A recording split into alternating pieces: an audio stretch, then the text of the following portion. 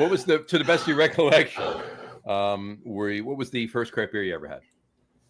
The first craft beer that I ever had. So an interesting question there, because the first craft beer I probably had, I wasn't really realize that it was craft beer. I mean, at the time it was micro beers back in the 90s where we had like a little bit of micro pubs, but it was really before we really had the craft beer take off.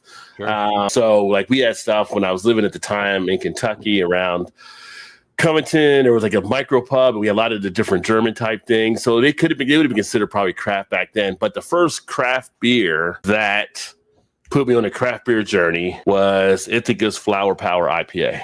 Sure. That's a nice one to start. Yeah. That's awesome. The great thing I love about Flower Power is that is the beer that set the style for the Northeast or New England IPA. Mm-hmm. You know, so many people point towards like Heady Topper or something like that. No, the Flower Power, they were groundbreaking. Yeah. That was an amazing beer. Still is.